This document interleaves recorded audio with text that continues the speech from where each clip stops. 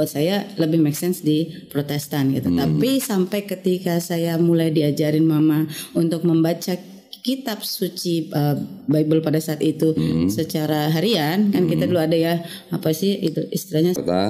Alhamdulillah pada hari ini saya kedatangan tamu istimewa dengan Kak Tere ya. Masya Allah. Waduh, Masya Allah. Akhirnya saya bisa ketemu dengan Ustazah Tere harusnya ya. Kalau itu kan sebutnya Anissa Teresia aja. Oh, Anissa Teresia. Alhamdulillah. Saya juga nggak nyangka gitu. Tahu-tahu kita bisa ketemu pada hari ini. Alhamdulillah biidznillah. Senang sekali saya bisa bertemu dengan saudara seiman saya, dengan sama-sama mantan kafir gitu ya. Alhamdulillah. Betul ya, alhamdulillah. Allah turunkan cahaya ya, cahaya iya. dan nur. Nah, nanti kita akan berbicara beberapa isu yang mungkin istilahnya perlu kita pikirkan, perlu kita renungkan ya, dengan beberapa mungkin pemikiran dari Kak Tere. Kak Tere ini kan mungkin kan orang-orang sudah banyak yang mendengar lah ya kisah mualafnya Kak Tere lah. Tapi saya pengen langsung nih mumpung depan saya nih diulang sedikit aja gitu, boleh nggak? Masya Allah. Ya, silakan. Alhamdulillah. Alhamdulillah bi ni'mati tatimmu sholihati wa ala umuri dunya waddin wa salatu wassalamu ala rasulillah wa ala alihi wa sahbihi wa man wala amma ba'd. Allahumma shalli ala sayyidina Muhammad wa ala ali sayyidina Muhammad. Rabbi shrah li sadri wa yassir li amri wa hlul 'uqdatam min lisani yafqahu qawli. Kalau bicara tentang pengalaman menjemput hidayah itu rasanya gimana ya?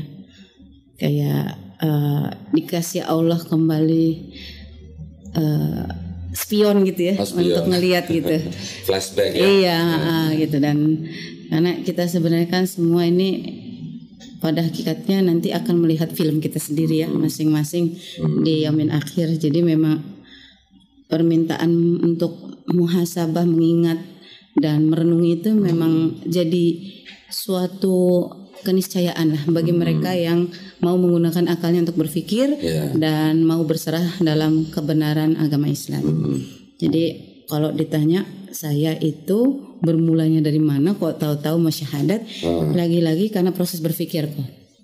Itu alhamdulillah dari ditakdirkan Allah lahir dari keluarga yang memang tidak mengenal ajaran Islam, ya. Keluarga inti saya itu bapak mama itu Kristen, ya, Protestan, tapi keluarga besar itu mostly Katolik.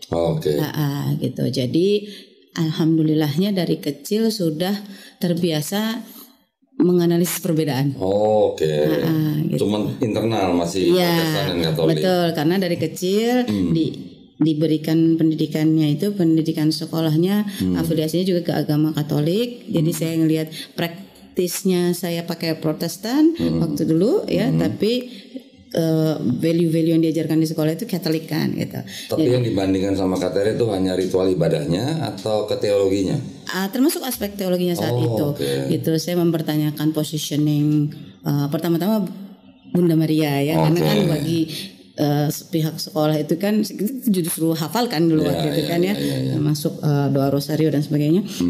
Saya mempertanyakan juga sempat, dan pada masa itu saya berpikir pantas keluarga saya milihnya Protestan karena menurut akal saya pada saat itu dengan keterbatasan akal saya ya tentunya, saya mengindra bahwa ada poin-poin yang saya kira lebih tepat waktu itu memang pilihannya Protestan gitu, seperti patung dan segala macam ya, yang hal-hal yang sifatnya kita bisa indra waktu itu buat saya lebih make sense di Protestan gitu. Tapi sampai ketika saya mulai diajarin mama untuk membaca kitab suci Bible pada saat itu secara harian, kan kita dulu ada ya apa sih itu istilahnya saat teduh, renungan harian apalah itu ya.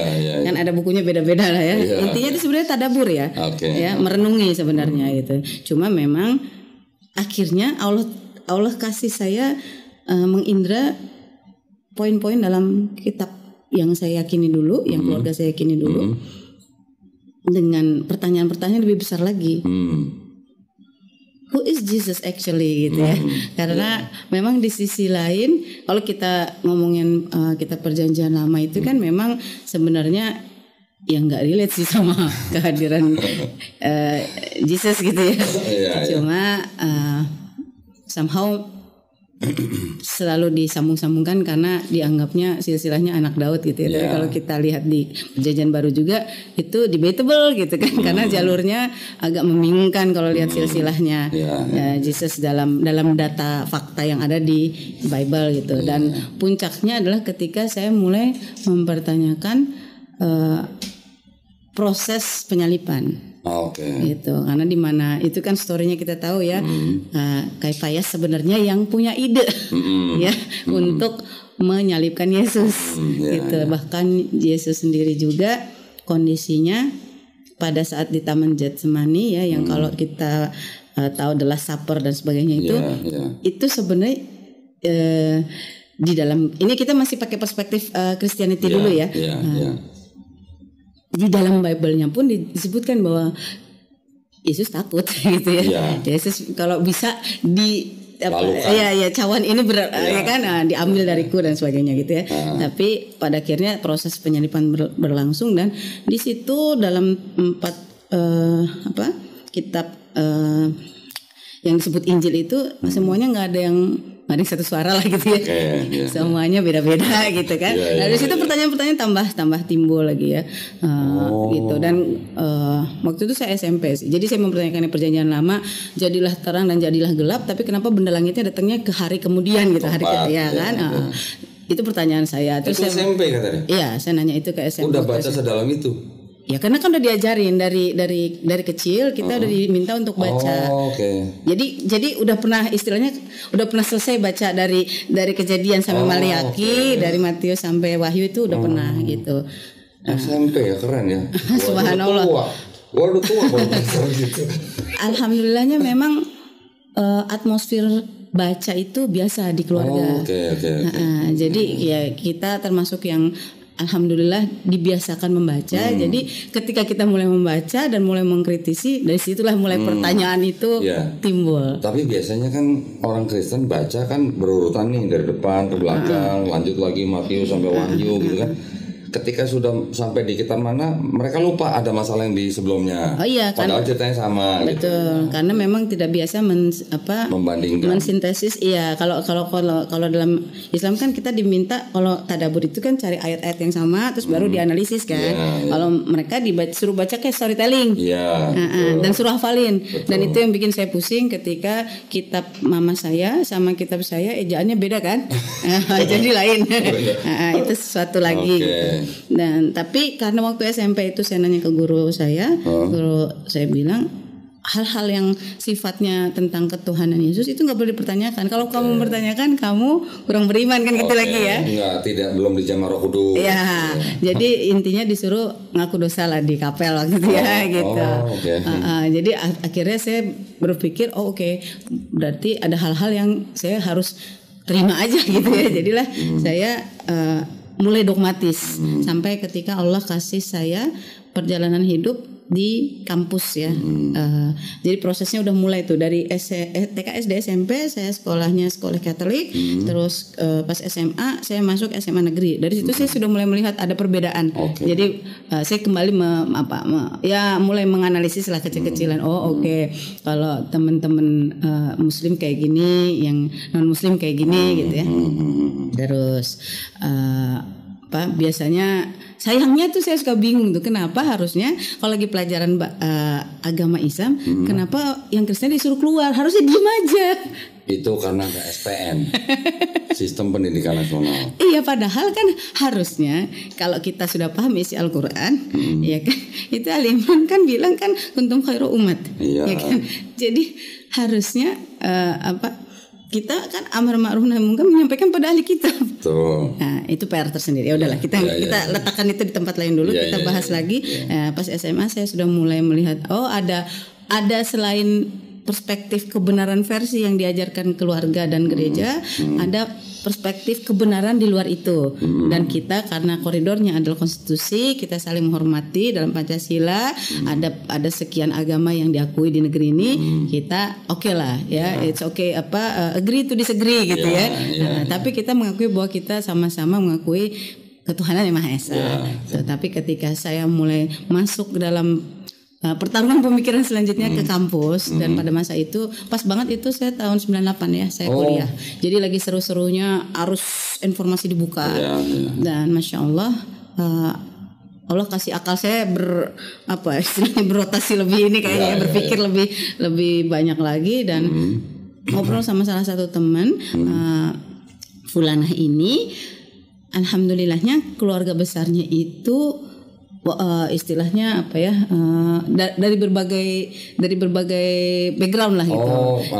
Jadi gitu. Jadi dia nyantai gitu kan. Karena di masa itu juga kan ada banyak sekat-sekat ya waktu itu ya. Apalagi kan praktisnya dulu kan udah mulai ada semacam branding, atau bukan branding lah, mungkin stigma lah, stigma bahwa Islam itu mengarahnya ke radikal gitu ya, apalagi tambah bom-bom di gereja, itu kan lagi seru-serunya tuh di zaman itu. Nah, terus kita lagi ngobrol santai, ini namanya juga anak kampus biasa ya, kita bahas tentang berbagai fenomena. Biasalah anak kampus kan lagi seru-serunya mikir ya, mulai dari hukum teori komunikasi, karena dulu kita dari program studinya komunikasi, jurusan di FISIP. Terus kita bahas juga tentang teori alam semesta, teori Big Bang, apa segala macam. Pokoknya lagi asik-asiknya. Filsafat juga. Iya, ke filsafat, Descartes apa segala macam gitu ya. Karena kan aku berpikir aku ada dulu kan, mikirnya gitu kan. Kita harus mikir ya, kita harus ini biar kita tuh eksis gitu kan. Sampai karena temen ngobrol tentang keberadaan Tuhan itu. Nah dari situ karena kita sudah didogma secara tidak langsung didogma kan, kita bilang bahwa iya kita mengakui kok ketuhanan yang Maha Esa, tapi dalam yang saya yakini yang namanya ketuhanan itu termanifestasi dalam konsep Trinitas kan, itu yang selalu diajarkan dikonfirmasi ke kita kan, dan diafirmasi setiap hari Minggu kan, kan. Jadi akhirnya saya menyampaikan itu dengan asumsi, tahu dong di surat Matius kan, sampaikanlah dan jadikanlah semua. Matius iya gitu. Jadi hasil saya sempat berpikir siapa tahu dia bisa kembali gitu, ya kan? Subhanallah, emang acara Allah luar biasa ya selalu ya. Teman saya bilang, iya emang ini kalau soal Yesus kita tuh nggak pernah ada masalah. Maksudnya kita tuh sepakat emang Yesus tuh kita akui juga dalam Al-Quran. Saya kaget luar biasa loh. Bukannya Nabi kamu Muhammad, saya bilang. Emang ada tuh kisah Yesus di dalam Al-Quran? Ya ada lah. Sebelum Nabi Muhammad itu Yesus, tapi disebutnya Nabi Isa alaihissalam. Saat itu katanya nggak tahu kalau di nggak tahu. Karena kan semua yang dilihatin waktu di SMA itu semuanya berpusatnya di Nabi Muhammad semua. Allahumma sholli ala sayyidina Muhammad wa ala sayyidina Muhammad gitu ya. Dulu nggak ngerti, makanya mikirnya kan dia bawa satu tokoh, ini satu tokoh kan gitu ya. Iya kan, tokoh-tokoh semua kan, Yahudi membawa tokohnya Nabi Musa kan dulu gitu. Itu yang diinjeksikan di kepala kebanyakan orang di Indonesia kan gitu. Gitu. Nah, tapi semuanya saudaraan, agama samawi bilangnya kan gitu. Nah teman saya bilang gitu, saya shock juga. Jadi sebelum Nabi Muhammad Nabi Isa. Iya. Jadi dari Nabi Adam sampai Nabi Muhammad SAW semuanya Nabi kalau di Al-Quran.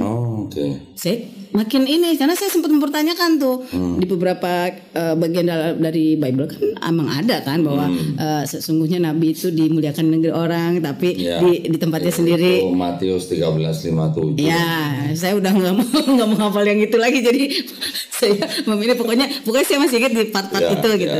Nah, cuman teman saya bilang, oke. Pokoknya ini semua nabi, ini dalam Islam ya, ini semua nabi, tapi Tuhannya satu.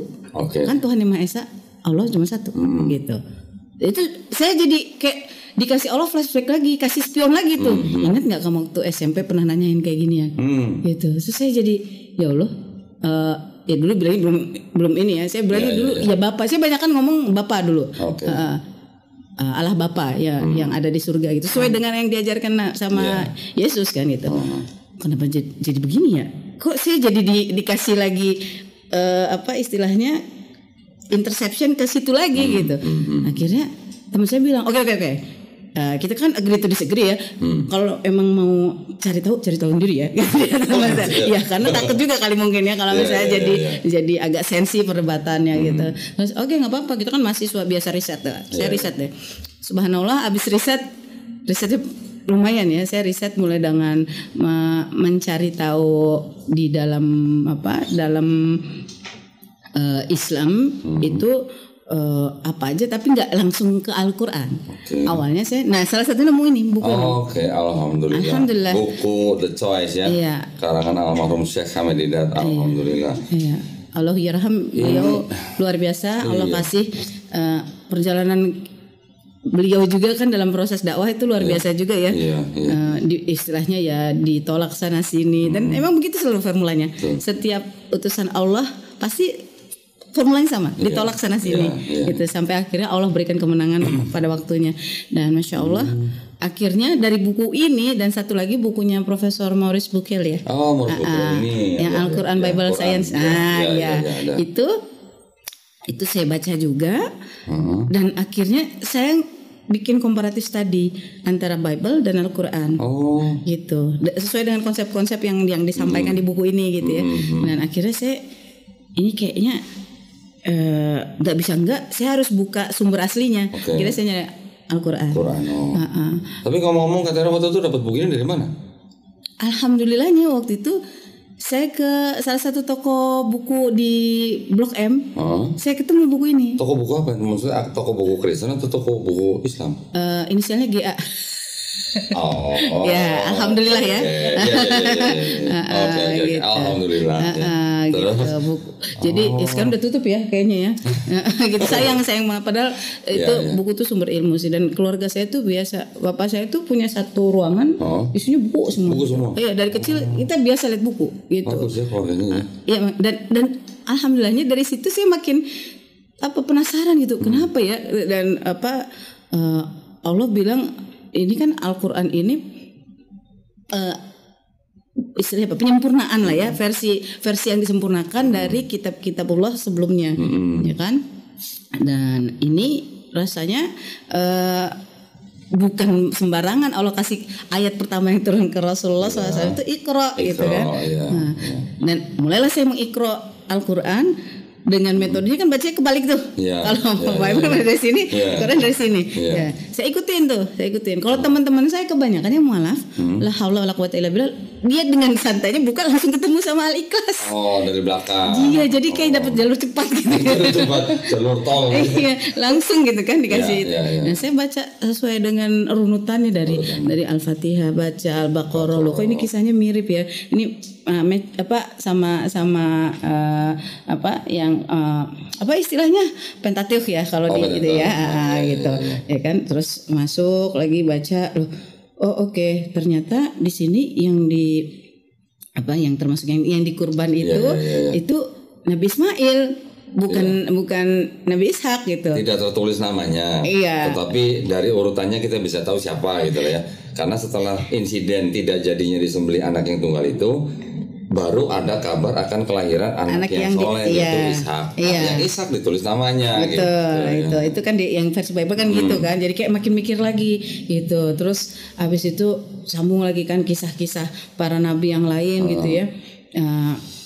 Sampai akhirnya ngelihat loh, iya ya Nabi Lut malah di fitnahnya kok serem amat ya. Jauh ya. Iya kan, horor banget lah masa melakukan incest pada anak sendiri gitu. Kok jahat amat ya. Sementara di sini dikasih tahu ada yang memang kaumnya memfitnah dia gitu. Terus baca lagi kan sampai kisah nabi-nabi tuh saya coba ibaratnya saya coba sandingkan gitu.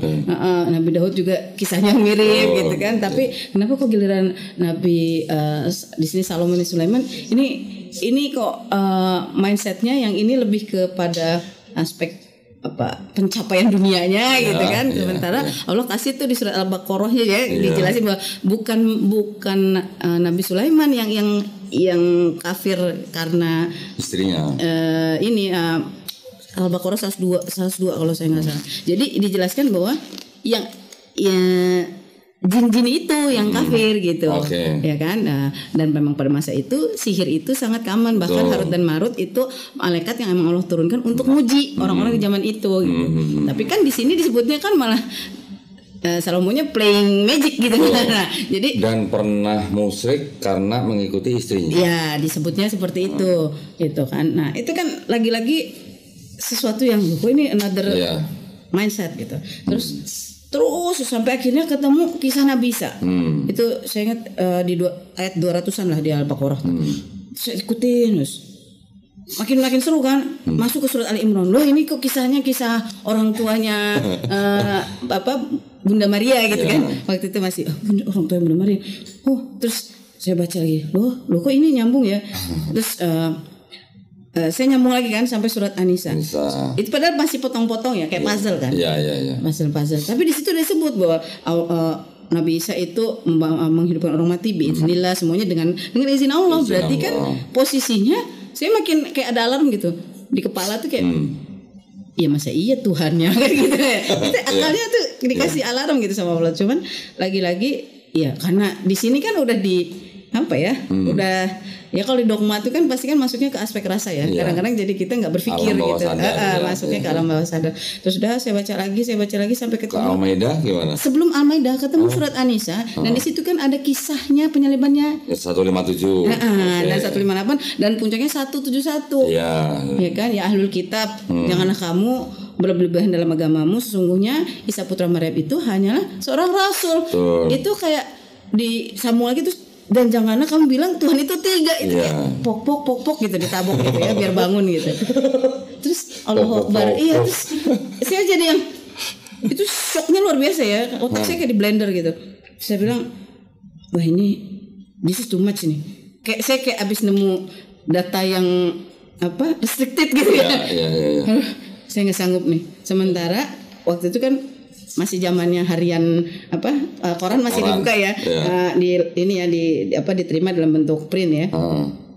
Dulu langganannya tahulah orang yang inisialnya Kak belakang S itu ya. Ya kan orang tua pasti baca itu. Terus itu kan bacaannya semua bom inilah di sini anulah itu lagi seru-serunya kan itu.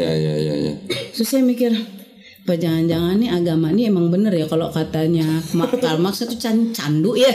Ini cuma candu nih, bisa-bisanya aja nih udah gitu. Akhirnya oke, yang penting saya bukan ateis. Saya mengakui keberadaan de causa prima. Saya memilih agnostik. Jadi sekitar setahun saya agnostik. Sempat agnostik. Gitu. Tapi gini, saya Tere pengen nanya gini. Tere kan dari kecil sampai kuliah itu kan sudah tertanam Trinity di dalam alam bawah sadar ya, Trinitas. Ya. Ketika sedang mempelajari Quran tadi, Al-Maidah sempat stuck di Al-Maidah. Saya belum sampai Al-Maidah, saya baru sampai An-Nisa. Waktu itu belum sampai itu. Tapi sampai An-Nisa, sampai yang 176 itu kan semua kan dikasih lihat bahwa Nabi Muhammad dan Al-Quran ini emang Allah berikan untuk mukjizat buat alam gitu. Jadi buat seluruh, berarti bukan cuma buat Muslim kan gitu kan? Iya. Tapi lagi-lagi hati itu kan makanya dibilangkan kalau maaf tuh yang dilangkan hatinya. Karena kadang-kadang akalnya itu udah ngerti pun kalau hatinya masih keras udah nggak mempan gitu. Izin Allah akhirnya setelah sekian lama saya agnostik, subhanallah itu saya diizinkan Allah untuk mencoba mencerna hal-hal yang menurut saya ini udah areanya udah area yang intangible karena datangnya lewat mimpi gitu. Saya pernah mimpi yang subhanallah mimpinya itu saya mimpi terbujur kaku dalam keadaan gelap sempit. Allahumma sholli ala sayyidina Muhammad. Itu tiba-tiba ada cahaya yang makin terang dan nanya. Siapa Tuhanmu, siapa nabimu? Masya Allah. Allahu Akbar, saya masih diizinkan bangun dalam kondisi keringat dingin. Itu ini saya kayak lagi ngebayangin spion ininya ya. Dan itu saya sampai nangis jadi-jadinya kan nggak ada yang bisa minta mimpinya jenisnya kayak apa gitu. Dan pada saat itu saya udah agnostik, saya doa tuh saya kepada pemilik kehidupan. Waduh. Udah saya gitu aja, pemilik alam semesta, pemilik kehidupan, engkau yang maha tahu, saya hambamu, walaupun saya nggak percaya lagi semua agama. Dulu saya segitu. Tapi waktu agnostik itu masih tinggal sama orang tua? Iya. Setelah muslim pun masih tinggal sama orang tua. Dalam kondisi sir ya, nggak declare gitu. Tapi waktu masih agnostik itu keluarga gimana? Nggak? Ya cuma bertanya-tanya aja, nih anakku nggak pernah ke gereja lagi gitu. Itu maksudnya nggak dipertanyakan gitu. Ditanyain. Gitu. Apalagi mama saya kan inilah ya termasuk yang aktif gitu. Dan saya lagi ngurusin tugas kuliah gitu. Lagi asik-asiknya kuliah gitu kan. Gitu. Subhanallah. Ya itu momen saya untuk berpikir tuh kayak yang selama ini udah dapat data, udah dapat fakta, terus kita cuekin, terus kita dikasih fakta bahasanya ya goib lah ya itu ya, fakta spiritual yang nggak bisa ngeset kamu besok mau mimpi indah apa gitu, nggak bisa order. Iya, nggak bisa order gitu. Jadi Kak Terik setelah baca Quran malah agnostik dulu. Iya.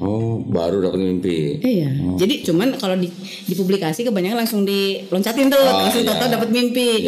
Padahal saya bukan orang yang tipikal yang saya lebih ke rasionalisme awalnya gitu ya. Sampai akhirnya ya benar, makanya ayat kedua ya surat Al-Baqarah itu memang bahasa Jadi emang ini kita buat yang beriman. Saya baca belum beriman juga yang nggak dapat tuh cahaya itu, tapi Allah kasih lagi-lagi, Allah berikan cahaya kepada yang Ia kehendaki. Alhamdulillah dikasih sign, kita jawab. Dan setelah itu saya ketemuin teman saya itu yang sempat cerita tentang posisi Yesus itu adalah Nabi Isa. Saya ketemu, saya bilang, saya mau syahadat dong. Ya bener aja kamu kan gitu kan. Enggak, ini udah nggak bisa nggak nih. Nggak bisa nggak gimana? Yang bener lah. Ntar yang ada nanti nyokap lu berantem ya sama gue gitu kan bahasanya kan gitu. Terus subhanallah saya bilang, akhirnya saya diminta sama teman saya untuk memaparkan temuan saya. Gitu. Akhirnya saya sampai ini nih, gini. Oke, kata teman saya. Ya udah, yuk saya dampingin teman saya. Alhamdulillah pada saat itu jadi remaja masjid di Masjid Raya Pondok Indah. Alhamdulillah saya dikasih kemudahan, saya syahadat di sana. Gitu. Nah itulah kronologinya. Berapa lama Kak Teresir itu di rumah itu? Berapa lama ya sampai ketahuan kena. Itu tragedi. Sampai setahun, 2 tahun? Sekitar setengah tahunan lah. Itu juga awalnya saya lupa gitu, saya naruh mukena, kakak saya mau minjem baju kan, biasanya kakak cewek-cewek semua kan suka tuker-tukeran baju tuh. Terus ambil aja tuh di kamar di lemari. Tahu-tahu kakak saya teriak-teriak, mama kenapa nih kakak saya gitu? Lihat nih apa yang kutemukan. Nah lo astagfirullahaladzim, ketemuan mukenanya gitu. Mukena yang ketahuan. Mukena ketahuan. Abis itu saya dipretelin deh tuh. Kalau isi kamar diperiksa, buku-buku termasuk yang istilahnya di sweeping gitu. Subhanallah. Rahasia. Ya melewati apa yang umumnya dirasakan teman-teman mualaf lah. Gitu. Terus mama histeris dong. Oh iya pasti. Ya namanya nggak ada lah orang tua yang pengen anaknya berbeda keyakinan ya. Gitu. Saya akhirnya ngungsi ke papa saya karena papa saya dulu sudah lebih dulu masuk Islam. Berapa tahun sebelumnya? Aduh saya lupa karena memang bapak saya tuh sama mama kan separate. Dalam Kristen kan nggak ada perceraian. Bapak saya nikah lagi dengan seorang muslimah gitu. Ya udah terus akhirnya saya sempat ngungsi di bapak saya gitu. Kok sama? Saya juga bapak saya masuk Islam duluan. Iya makanya itu ya. 7 tahun sebelum saya masuk Islam. Saya nggak berani nanya sih karena saya awalnya tuh saya agak enemy juga sama bapak saya karena dulu kan saya ngerasanya loh kok keluarga ditinggalin gitu kan. Kita nggak pernah tahu ya karena kan itu semua pasti punya justifikasi masing-masing. Tapi once ketika saya tahu bapak saya muslim juga, itu Allah kayak ngasih saya hatinya tuh nggak ada dendam aja gitu. Gitu. Jadi ya alhamdulillah waktu itu saya sempat ngungsi juga di bapak saya sampai akhirnya saya qadarullah ya Allah kasih skenario kehidupan mulai bisa mandiri secara finansial. Akhirnya saya hidup mandiri gitu. Alhamdulillah ya, keren banget ceritanya loh. La haula wala quwwata illa billah. Masya Allah, itu berarti ya memang sudah takdir Allah ya, Ya betul. Sudah diizinkan gitu lah ya. Iya semua pasti kan biiznillah, tapi lagi-lagi setiap saya dulu punya motto everything happens for a reason and the final reason it must be Allah gitu. Jadi nggak akan terjadi semua ini kalau nggak Allah ACC. Bedanya apa antara Allah ACC untuk kebaikan sama Allah ACC untuk hal yang nggak baik? Nanti dampaknya. Apakah yang ini memberikan kita nikmat keberkahan, maka itu ACC untuk kebaikan. Kalau Allah ACC untuk bikin kita makin jauh dari Allah, itu sebenarnya istidraj. Gitu. Ya, betul. Masa terus setelah itu berapa lama terus? Apa namanya? Lagi mau belajar nih. Lagi mau belajar kan abis udah ke kick out dari rumah kan. Mau belajar nih, ceritanya di suatu ketika di masjid di kampus. Kampus saya Depok dulu ya.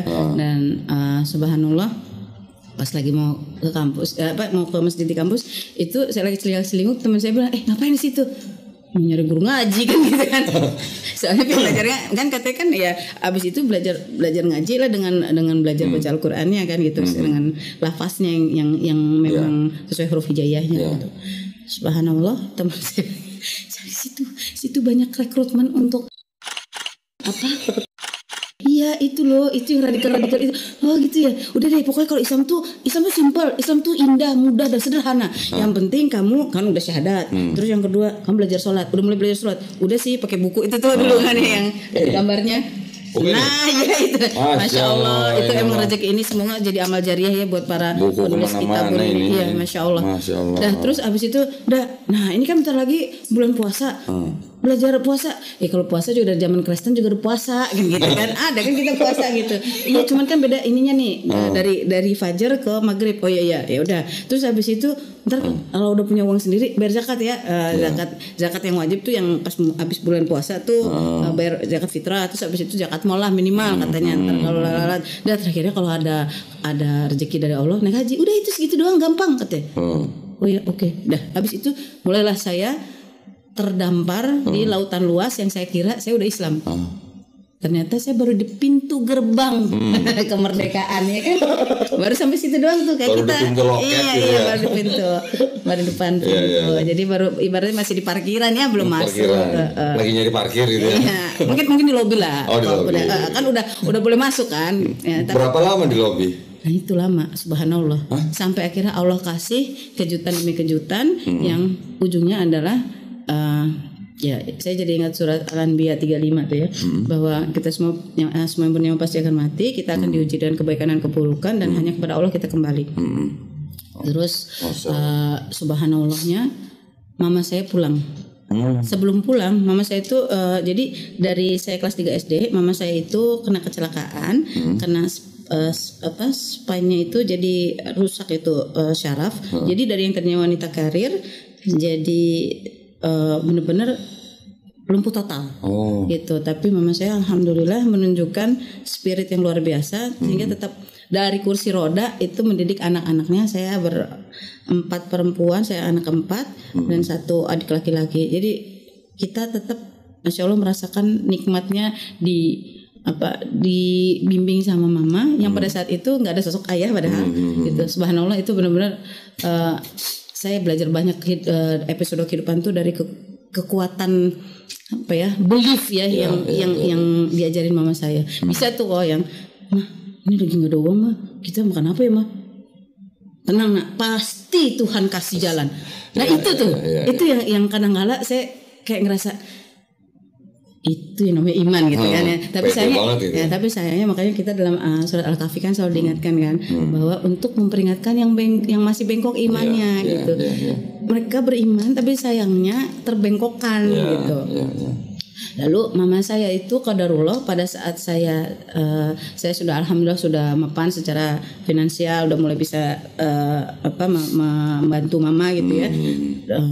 Terus mama saya kena cancer. Mama kena cancer, jadi dalam kondisi udah di tempat tidur, mama kena cancer dan kata dokternya nggak bisa diambil cancernya karena kondisi kesehatan mama sebelumnya udah nggak cocok untuk pengobatan kemo gitu. Ya udah jadinya pakai herbal dan ternyata makin buruk. Tapi mama itu bisa yang modalnya kalau didatengin pasien datang gitu ya, keluarga pada datang gitu kan. pada nangis-nangis. Tahu sendiri orang Batak kan nangis-nangisnya. Nangis harus dengan kayak seperti ritual gitu ya. Iya, pakai harmoni itu ada nada C, ada nada E gitu ya, nada rame gitu jadi pakai suara paduan suara. Gitu. Tapi mama bilang, kenapa kalian nangis? Jangan nangis. Ini adalah nikmat dari Tuhan. Gitu. Bisa ngomong gitu? Iya, karena aku sudah memikul salibku kata mama. Konsepnya kan gitu kan, ya kan? Kalau di dalam Kristiani. Nah, subhanallah, saya masih mama bagus spirit keimanannya. Tapi sayangnya mama nggak tahu sih kalau Yesus itu Nabi Isa bukan Tuhan gitu ya. Cuman saya kan nggak punya ilmu untuk menyampaikan ke mama gitu ya. Dan sayanya juga masih berputar di situ aja tuh karena nggak belajar Al-Quran, nggak bisa ngaji dan sampai akhirnya saya ada di posisi di mana saya terdampar di pemikiran feminisme, bilangnya sih Muslim feminisme ya, which is sebenarnya nggak ada ya Muslim feminisme itu ya. Dia bilangnya ya perempuan muslim juga harusnya bisa tetap berkarya apa segala macam, dan akhirnya saya tuh ngerasa ya udah saya berkarir sesuai dengan apa yang saya dapatkan, dan memang pada saat itu saya diuji dengan kesuksesan. Dari segi pencapaian keartisan, alhamdulillah lah ya. Kalau dibilangin ngetek tere cek keluar lah langsung ya kan, nggak usah pusing nyari siapa orangnya, udah kedetek. Terus subhanallah saya diuji di level selanjutnya. Saya diizinkan Allah jadi wakil rakyat. Ketika orang-orang berbondong-bondong ke DPR dengan segala maharnya, saya nggak bawa apa-apa, tetap Allah kasih saya kepilih. Gitu ya. Saya cuma bawa konsep, gitu. Konsepnya bahwa setiap perempuan itu harus punya kemampuan representasi untuk bisa turut memperjuangkan ininya ya haknya di wilayah demokrasi struktural dan lain-lain. Pokoknya udah gitulah bahasanya dulu ya. Dan saya dibuat itu ternyata tuh baru sadar saya ternyata saya itu diarahin ke istidroj. Nauzubillah gitu ya. Mama saya pas udah stadiumnya tambah terus dan kata dokter, oke, kita hands up, tinggal nunggu hari. Mama saya bilang ke saya lagi di parlemen, lagi lucu-lucunya tuh parlemen tuh. Lagi tunjuk-tunjukan gitu. Iya, pokoknya lagi banyak drama-drama inilah ya, drama-drama parlemen tahulah sendiri gitu ya. Terus mama bilang, "Nak, berjuang bisa di mana aja loh, Nak." Sambil ngeliatin TV lagi DPR lagi berantem banyak kan tuh ya. Gitu. Terus iya mama saya udah tahu, saya udah capek di dalam gitu. Saya juga pingin, udahlah, saya sebagai orang yang emang biasanya nggak nyaman kalau harus berpalsu-palsu gitu ya. Terus iya kayaknya mau mundurkan diri mah. Iya. Terus jadi muslim yang bener ya. Itu kayak ditampol pok gitu. Sorry gimana? Mamanya bilang jadi muslim yang bener ya, Nak. Mau jadi muslim bener. Itu mamanya udah ngomong gitu. Iya. Keren bener. Subhanallah ya. Subhanallah. Iya kan, lagi-lagi ya kan, yang ya semua itu kan atas izin Allah ya. Iya. Kita dikasih pesan tuh bisa dari mana aja loh gitu. Itu yang kayak, jadi selama ini aku belum dianggap muslim ya kayak gitu ya. Astagfirullahaladzim gitu kan. Terus ya Allah udah mulai tuh kayak dikasih lampu sama Allah gitu, peringatan lagi gitu. Saya bilangnya kode keras lagi nih kayak dari Allah gitu ya. Dan gak lama kemudian mama meninggal. Itu terus saya langsung ya Allah, astagfirullahaladzim. Itu keingat terus ya. Akhirnya saya mundurkan diri karena di saat yang bersamaan papa saya masuk rumah sakit juga. Jadi mama saya meninggal, papa saya masuk rumah sakit. Pokoknya itu ujiannya bertubi-tubi gitu. Papa saya diabetes dan jantung. Kakinya sampai udah hitam, tapi papa nggak mau diamputasi. Qadarullah, papa saya divorce sama istrinya itu. Gitu. Terus pas saya lagi ada di situ, ya tahulah namanya juga keluarga besar. Kristiani gitu ya. Pasti kan ada ininya kan, ada kalau yang Katolik ada sakramen orang sakit, yang ini ada penghiburan, semua lengkap lah itu pasukan gitu ya. Sampai saya juga domba yang hilang kemarin lah gitu kan. Domba yang hilang. Iya, padahal saya bukan domba ya. Gitu, tapi subhanallah akhirnya, nah itu saya pas ngerjain tesis, saya juga lagi ngelanjutin kuliah lagi kan. Saya ngerjain tesis. Saya tuh sangat amat suka sama rasionalisme kan. Jadi saya sukanya belajar gitu. Saya lagi ngerjain tesis, saya bilang sama papa saya, "Pak, maaf ya Pak, saya nggak bisa nemenin di rumah sakit. Satu, nyebelin banget nih kalau dengerin beginian mulu gitu ya. Dengerin orang-orang pakai siraman rohaninya nggak satu server gitu kan.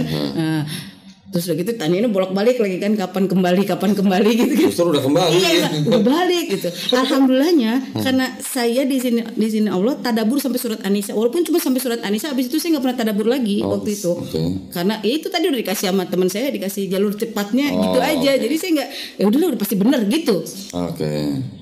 Kena virus juga lah sama kayak kebanyakan orang-orangnya kan gitu kan, menganggap Al-Quran udah pasti benar terus nggak dipelajarin gitu. Tapi pas papa saya di last minute, terus saya lagi-lagi saya dikasih kode keras lagi sama Allah. Saya pernah mimpi itu sama udah cahaya lagi gelap makin terang, suruh nanya, Bapak kamu meninggal secara apa? Kan saya bingung, masa iya kayak beginian saya tanya ke bapak saya gitu kan. Itu sampai 3 kali tapi kan berturut-turut mimpinya. Tapi kan papa muslim waktu itu. Itu dia saya bingung. Terus akhirnya kan saya coba beraniin diri, saya datang sama asistennya papa saya yang muslimah ya itu perempuan. Jadi udah kayak saudaraan lah gitu karena seumuran sama saya. Ke sana dia yang ketemu duluan tuh sama adik saya. Si Fulana ini nanya kemana tuh Lang kan kita manggilnya kan ini kan pakai bahasa Batak. Ini abis ngurus catatan sipil bapak. Hah? Emang kenapa? Ganti KTP balik lagi ke Kristen. Nauzubillah, nggak lama kemudian bapak saya meninggal. Dan itu benar-benar kayak mama saya 2012, papa saya 2013, itu saya kayak ditampar bolak-balik gitu, kayak dikasih Allah. Kayak ditampar pipi kanan kasih pipi kiri gitu. Iyalah emang harus mau kasih. Iya kan kalau ditampar sama Allah harus dikasihnya bolak-balik ya gitu. Maksudnya biar sadar gitu. Kalau nggak sadar-sadar kita. Kadang-kadang kan kalau kita ditariknya ke istidraj kita nggak sadar-sadar. Alhamdulillah Allah kasih peringatan berupa kematian, dan kata Rasulullah SAW kan sebaik-baiknya secerdas-cerdasnya orang adalah orang yang selalu belajar dari kematian.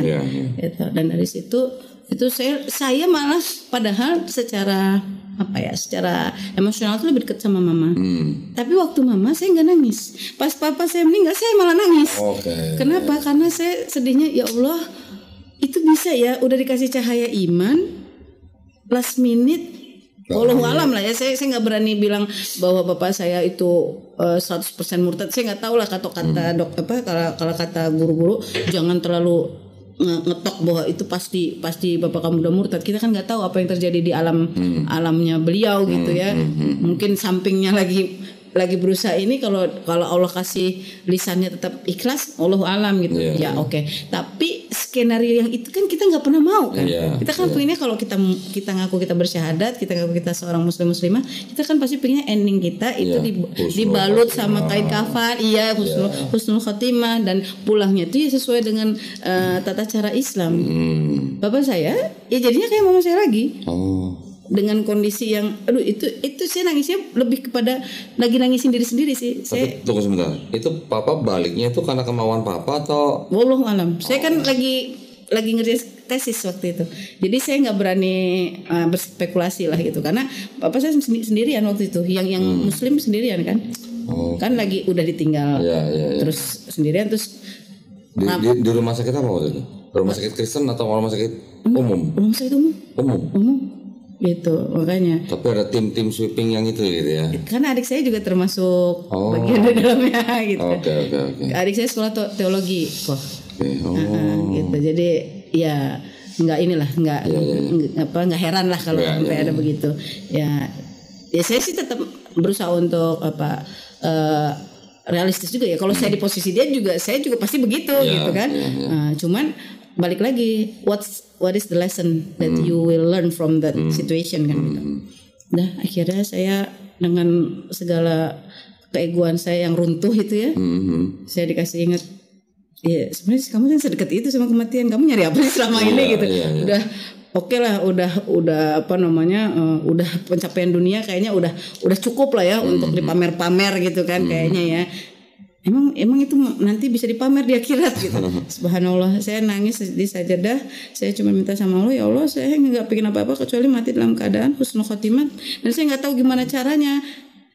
Kalau dengan bekal saya sekarang ini, saya nggak bisa baca Quran, saya juga masih belum tutup aurat, saya juga teman-teman saya juga nggak ada yang bisa ngajarin apa segala macam. Subhanallah, la haula wala quwata illa billah. Saya dipertemukan sama salah satu yaitu insyaallah ya. Kan kalau dibilang ulama itu warasatun anbiya, itu insyaallah guru saya adalah salah satu yang memang Allah kasih nikmat surga ya insya Allah. Insya Allah. Jadi almarhumah Ustazah Umi Irma ini saya ketemu dalam kondisi saya lagi drop-dropnya gitu. Terus dah kan kita ngobrol-ngobrol dan saya mau belajar ngaji, saya mau belajar semua dari awal. Dah belajarlah saya dari awal. Dan saya baru tahu kalau ternyata baca Al-Quran itu harus pakai adab terbaik, mulai dari wudu dulu, iya, terus tutup aurat, hadap kiblat, baca doa niat, itu semua saya baru tahu. Gitu, karena ya itu dapat info hoax tuh emang bahayanya di situ. Kita dapat hoax ya. Iya kan, gitu maksudnya. Dan pada saat itu nggak ada yang jadi Bani Ansornya, iya kan?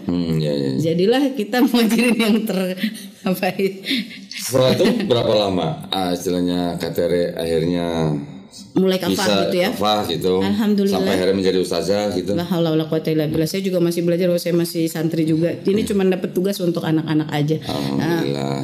Alhamdulillahnya ya dengan segala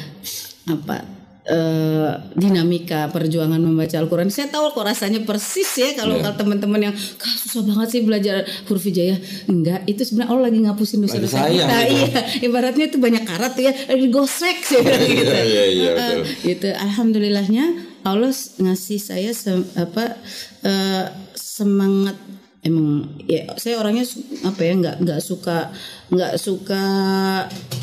kalah gitu ya dulu ya, maksudnya nggak suka kalah dalam keterpurukan gitu. Kalau misalnya saya harus bisa gitu. Nah itu alhamdulillah saya dapatkan dari pembelajaran sama mama saya gitu. Walaupun dalam kondisi terpuruk apapun, kalau dikasih ujian ini pasti udah dikukur sama Allah gitu. Dan itu lebih itu diajarin sama mama.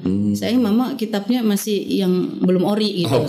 Itu doang masalahnya gitu. Jadi alhamdulillah sama Umi Irma diajarin dan mulai dituntun. Akhirnya saya dari yang Iqra 1 2 3 4 5 6 gitu kan, terus udah mulai masuk Al-Qur'an. Alhamdulillah akhirnya saya bisa baca Quran dan hataman yang pertama. Nah, alhamdulillah habis itu saya udah mulai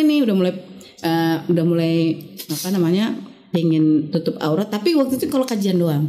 Dan suatu ketika setelah saya udah mulai akrab lah dengan Al-Quran. Saya ngeliat ada kajian dekat rumah saya tuh ada masjid. Dan selama itu saya nggak pernah ngeh kalau itu masjid yang harusnya didatengin gitu ya. Kita cuman masjid. Ya kadang-kadang gitu ya. Emang bukan kita yang nggak bisa ke sana. Emang Allah yang nggak pengen kita ke sana pada saat itu kayaknya. Karena belum pantas. Gitu. Tapi suatu ketika saya datang ke sana karena niat, tema kajian ini keren banget nih, fitnah akhir zaman gitu kan. Nah, itu Ustadz Zulkifli Ali waktu itu di situ. Datang ke sana dengan kondisi saya masih modalnya kerudungan aja gitu. Terus beliau nyampein semua fakta-fakta itu tahun 2016. Fakta-fakta kondisi tentang kondisi umat, kondisi tanda-tanda akhir zaman berdasarkan hadis. Dan tiba-tiba itu ada satu statement beliau ya, karena berhubungan dengan fitnah Dajjal itu kebanyakan perempuan. Nah, wahai akhwat, jangan sampai hijab pertamamu adalah kain kafanmu. Itu langsung ditampar bolak-balik lagi. Ya kan? Rasanya itu, tapi bukan maksudnya main tangan ya. Enggak, maksudnya ini biar kepala kita berpikir. Gitu. Maksudnya ini analogi teman-teman ya. Gitu, bahwa kode keras ini Allah kasih lagi buat saya mikir. Terus akhirnya saya udah mulai nanya tuh ke Umi, sebenarnya hukum menutup aurat tuh kalau lagi ngaji doang atau setiap saat? Coba suruh mikir kan. Kalau lagi sholat suruh tutup aurat nggak? Iya. Kalau ngaji baiknya adabnya tutup aurat. Kalau meninggal tutup aurat. Terus kenapa di tengah-tengahnya buka? Astagfirullahaladzim. Sama ini kan saya kan kepaparnya sama pemikiran-pemikiran sekuler kan. Dan emang ada salah satu alim di Indonesia yang mengatakan nggak apa-apa kan gitu kan. Saya ambil itu. Oke. Nah, jadi udahlah akhirnya itu Allah lagi ngasih saya kesempatan untuk menyikat hati saya yang banyak banget istilahnya karatnya gitu ya. Subhanallah lagi mulai belajar gitu, dan akhirnya saya diizinin Allah untuk waktu itu safar ke Turki. Dan pada saat ke Turki itu saya mikir kayaknya harus mulai nih, gitu. Harus mulai Bismillahirrahmanirrahim. 6 Januari 2017-nya saya ikhtiarin, ya Allah ini jangan dilepas lagi sampai saya meninggal gitu. Alhamdulillah saya mengerjakan amanat Al-Ahzab ayat 59 kan, tutuplah aurat kan, panjangkan jalabib. Itu Allah kasih nikmat luar biasa. Sebulan kemudian saya diundang Allah jadi tamu umroh. Masya Allah. Ya, jadi suami ngasih surprise gitu. Saya bingung loh, kok tiba-tiba dikasih surprise. Ya saya juga bingung kenapa kamu tutup aurat gitu. Iya, jadi kayak sama-sama surprise gitu. Itu hadiah dari Allah itu ya maksudnya. Iya, sebenarnya kita semua cuma wasilah, itu dari Allah gitu. Sampai di sana kok kan, ketemu tumpukan Al-Qur'an dong. Ya. Oh ya di pinggiran di Nabawi kan, dengan gaya ini, makanya nggak boleh sombong ya, nggak boleh kan udah bisa baca Quran gitu. Subhanallah, ini gimana cara bacanya? Kenapa? Ternyata ini kan metode bacanya Utsmani.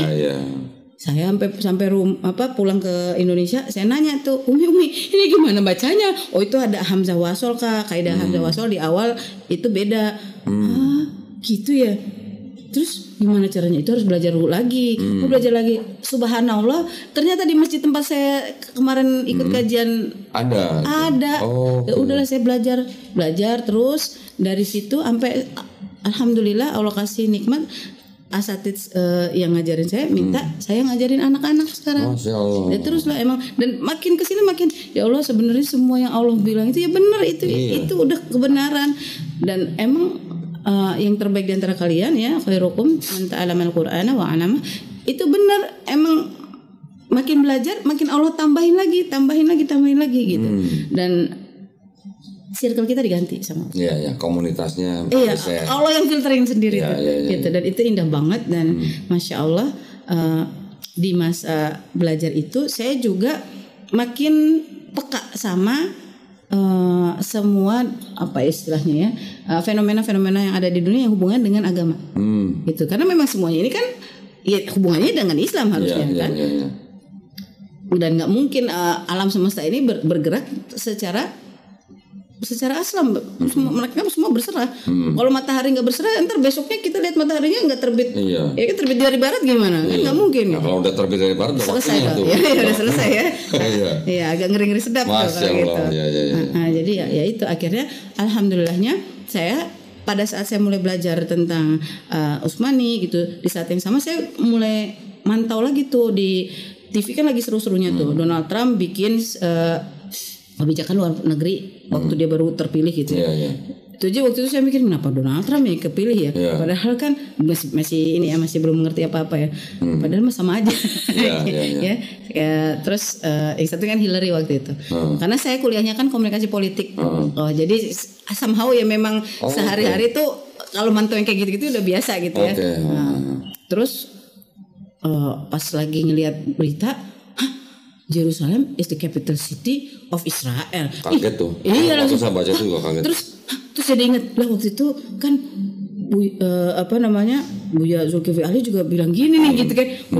Makin dekat, subhanallah. Terus udah deh pokoknya akhirnya Allah tarik saya untuk belajar tentang Baitul Maqdis. Alhamdulillah itu dikasih terus prosesnya. Pertama dari Peggy Khadijah itu kan saya ikut aktif di volunteernya dulu ya, Akhwat Bergerak gitu. Terus habis itu dikasih lagi ketemu sama guru-guru kayak Ode Santi Sukanto, Babe Zikrullah, terus tambah lagi guru-guru dari yang sering tuh Umi Fira yang dulu di Adara, terus ada lagi akhirnya kenal sama Syekh juga yang memang langsung berhubungan dengan Palestina, termasuk Syekh Abdul Fattah Al-Awaisi yang memang beliau memang bikin khusus kelas secara akademis disiplin ilmu Islamic Jerusalem Studies, membedakan dengan Jerusalem Studies versinya Jew. Di mana itu sekolahnya? Itu beliau bikinnya di Inggris, ada juga di Turki, ada juga di Malaysia. Gitu. Online atau? Nah waktu itu saya dapat rezekinya ikut kelasnya online. Gitu. Ya bismillah. Jadinya saya makin kesini makin ya Allah benar-benar ya cara Allah tuh lagi-lagi kita tuh sebenarnya udah berserah aja kan kata Allah berserah. Nanti autopilot tuh sama Allah dikasih itu. Gitu. Tugas kita hanya ketika dikasih najdain mau fujuraha wa taqwaha. Kalau wa taqwaha pasti jalannya nanjak. Kalau nanjak pasti apa? Agak ngos-ngosan, agak capek. Tapi begitu kita ada di top of the mountain, itu hilang semua. Coba kalau jalannya turunan, kayak asik, ujungnya jurang, itu jalan fujur. Nah, makanya jadi dari sini saya akhirnya merasakan bahwa masya Allah ya, ketika kita minta Allah merhamna bil Quran, ya udah, jadikan Quran itu sebagai ininya emang benar imam yang ngasih navigasi gitu, kita ngikut aja udah gitu. Kadang-kadang itu kalau kita lagi futur aja, kan kadang-kadang ada juga ya mas ya Allah udah 9 bulan nih genosida nggak kelar-kelar, kenapa sih orang muslim padahal 2 miliar lebih katanya udah sekarang, tapi ngalahin 10 juta doang itu kan Zionis sekitar berapa? Ya 12 lah paling mentok, 12 juta, masa kalah gitu kan? Itu buka Al-Quran jebret, tiba-tiba menangis gitu, dikasih ayat. Waktu kemarin tuh saya dapat surat An-Nisa, coba deh kok surat An-Nisa ayatnya sebentar ini maklum ya 40 something itu berpengaruh pada mata ya saudara-saudara. Jadi kalau sudah dikasih umur 40 tadi surat Al-Ahqaf tuh ada tuh suruh banyak-banyak doa kita tuh karena An-Nisa berapa? An-Nisa 6 sebentar 60. Kemarin soalnya saya baru tadabbur bareng sama suami. Ini lagi-lagi cara Allah ya. Ayat 68 sama 69. Saya udah ketik 6 belum ada? Hah? Oh iya. Saya udah ketik 6. Allahu Akbar. Lanjut aja. 68 sampai 69. Masya Allah. A'udzubillahi minasyaitonirrajim. Bismillahirrahmanirrahim. وَلَهَدَيْنَاهُمْ صِرَاطًا مُسْتَقِيمًا وَمَنْ يُطِعِ اللَّهَ وَالرَّسُولَ فَأُولَئِكَ مَعَ الَّذِينَ أَنْعَمَ اللَّهُ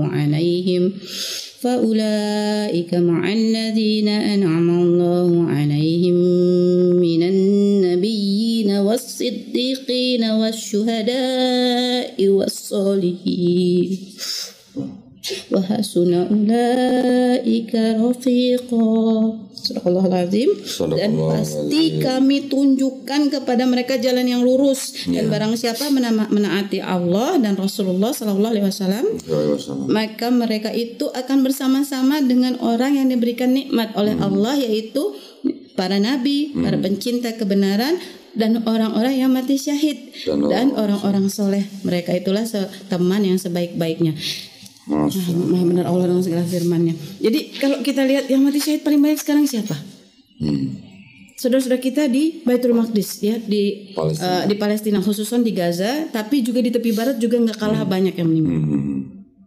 Dan Rasulullah SAW pernah bilang ke para sahabat, akan selalu ada segolongan umatku yang berada dalam kebenaran, dan orang-orang kafir itu nggak akan bisa mengganggu mereka, dan mereka akan tetap stay seperti itu sampai yaumil qiyamah. Para sahabat nanya, di mana itu ya Rasulullah? Kok canggih banget gitu kan? Ada orang yang seperti itu di Baitul Maqdis dan tepi-tepinya. Dalam pemahaman hadis itu disebutkan oleh para guru itu Bumi Syam, ya Bumi Syam yang sekarang udah dipecah-pecah. Kalau secara tata negara modern dibilangnya jadi Palestina, Jordan, Suriah, dan Lebanon. Ya, jadi 4 itu sejak perjanjian Sykes-Picot 1916, ya kan? Nah, itu sama Allah lagi dikasih preview gitu. Nih kayak gini nih orang-orang yang nggak akan pernah istilahnya nggak akan pernah kalah karena mereka selalu berada dalam kebenaran. Kita lihat 95% warga Gaza itu ahlul Quran ya. Kalau kayak kita kan masih belum bisa dibilang sampai ini ya, karena belum mungkin ya. Kalau mereka kan udah kayak ini aja dipencet cekrek keluar ayatnya gitu dan ngerti. Dan mereka sekarang sudah Allah kasih sebagai bukti nyata kode keras dari Allah, mereka sudah dijadikan syuhada untuk bangunin umat sedunia. Cuman saat ini kan problemnya majority Muslim juga masih sibuk dengan urusan-urusan domestiknya sendiri, gitu ya. Apalagi urusan taksiyatun nafsnya juga belum beres. Makanya kemarin ada yang hebohnya tuh yang masalah apa maut itu ya, ya kan? Malah sibuknya kayak gitu-gitu gitu. Ya, kita masih sibuk menjaga isu-isu yang masih levelnya belum level belum level makro gitu. Kita masih yang kecil-kecil gitu. Walaupun ya, memang masih internal masing-masing gitu.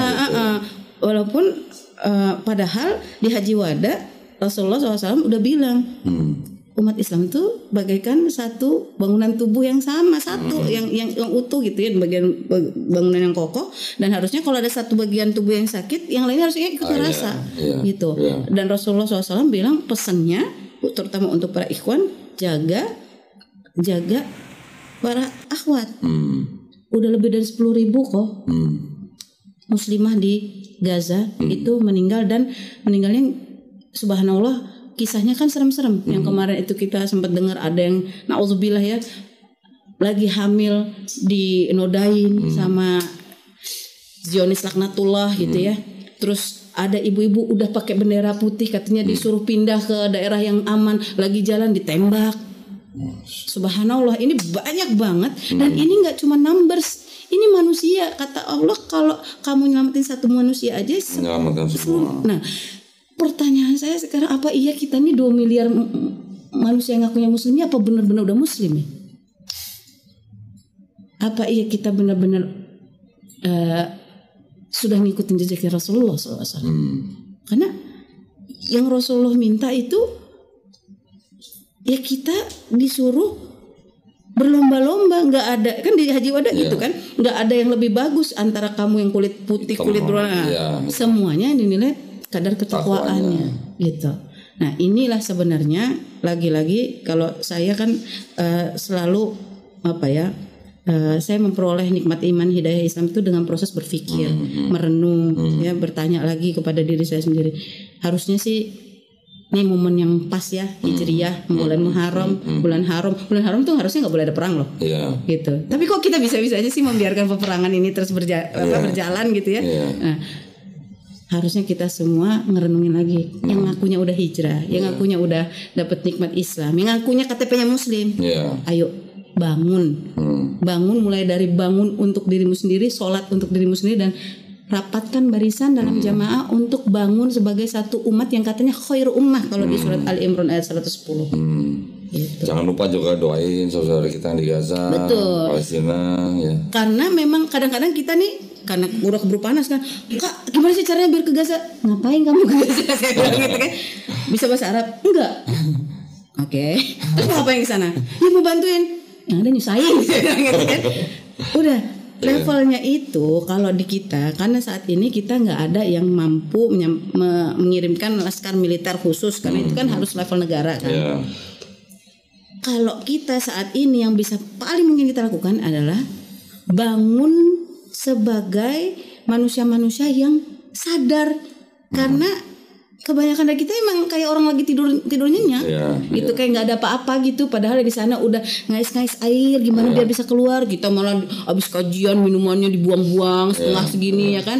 Itu sih kadang-kadang suka gemes tuh gitu, ya kan. Ya Allah, gimana sih? Padahal kan katanya kan inna mubadzirina ikhwana syayatin. Berarti itu mereka setan dong. Padahal kajian, alhamdulillah gitu. Nah, terus buat yang mualaf juga ya, Bismillah, mudah-mudahan kita abis ini bisa makin gaspol gitu. Karena kalau saya ingat kisahnya salah satu mualaf di eranya pembebasan Konstantinopel, terus dengan Pasha pasti tahulah ya.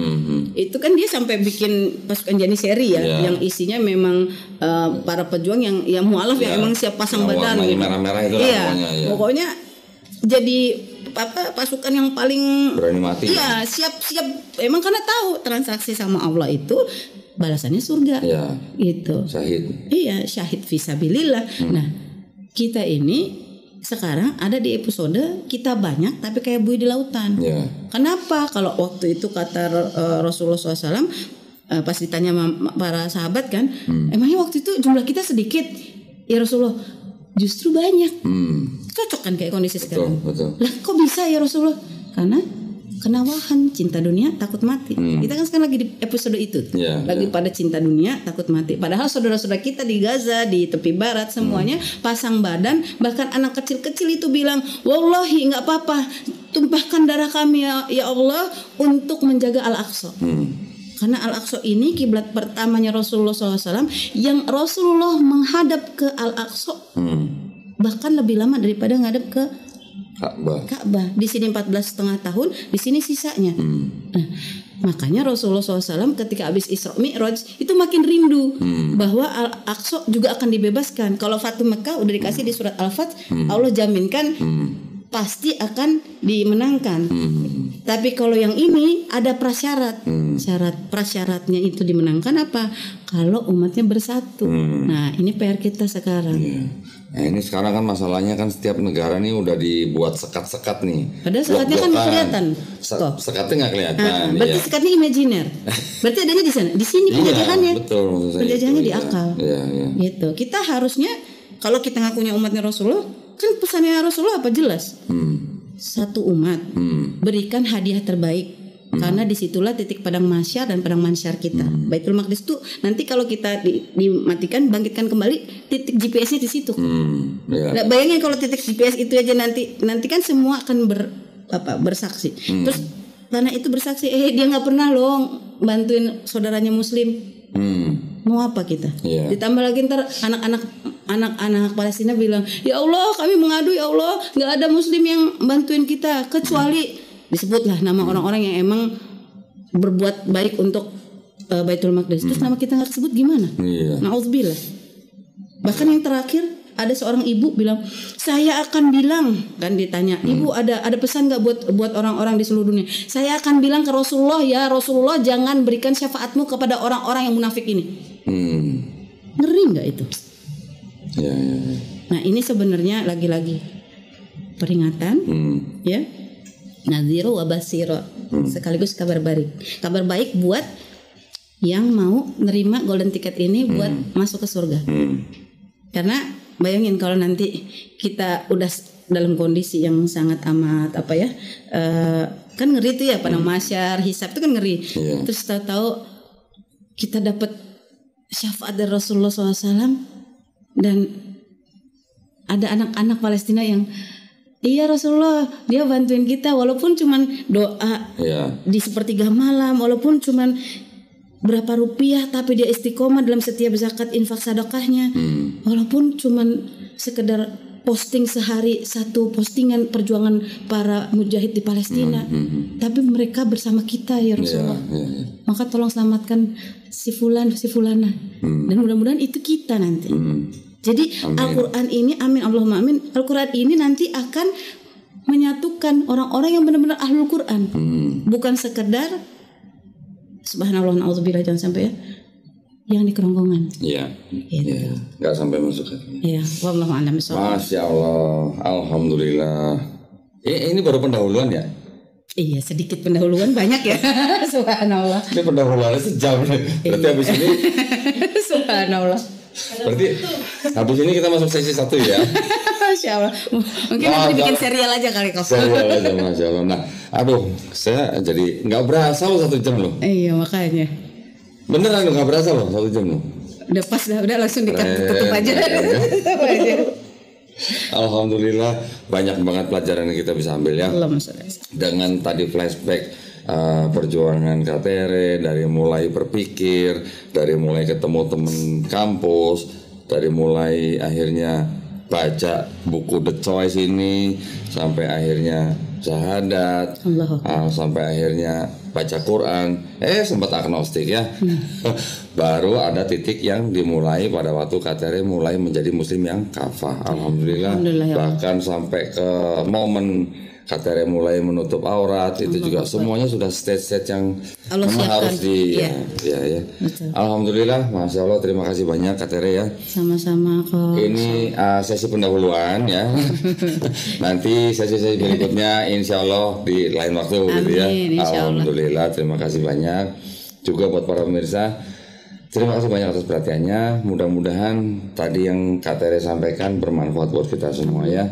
Dan mudah-mudahan kita nanti disatukan di jannah di tempatnya Allah Subhanahu wa taala. Amin ya rabbal alamin. Baik, kita jumpa lagi di episode-episode selanjutnya. Akhir kata, wabillahi taufiq wal hidayah. Wassalamualaikum warahmatullahi wabarakatuh. Waalaikumsalam warahmatullahi wabarakatuh. Jazakillah khairan katsiran. Wa jazakumullah khair. Kodoni dan seluruh tim. Barakallahu fikum. Gak berasa bener 1 jam. Mohon. Jangan dikatu, Rik. Udah? Belum. Nah, ini dari tadi saya taruh sini. Masya Allah. Kasih KTR. Masya Allah, alhamdulillah. Masya Allah, ini persembahan dari salah satu subscriber Dondita. Masya Allah. Rasul Usmani lagi ya, mantap. Ya, ini apa namanya? Dengan menggunakan kertas yang jenisnya lebih mewah gitu lah ya. Insya Allah. Ini diberikan kepada Studio Gramualaf kepada tamu-tamu spesial. Oh, Masya Allah, alhamdulillah. Ya, yang datang ke Studio Gramualaf Jakarta. Insya Allah. Mohon diterima dengan baik. Alhamdulillah. Wa fikum barakallah. Allahumma arhamna bil Quran. Pokoknya sebaik-baiknya sahabat dunia akhirat ada Al-Quran. Jangan tinggalkan Al-Quran. Mulai hari dengan Al-Quran, tutup hari dengan Al-Quran. Insya Allah Al-Quran akan bersama kita sampai kita pulang ke jannah dan naik ke atas sesuai dengan bacaan Quran kita masing-masing nanti. Amin. Amin ya rabbal alamin. Barakallahu fikum.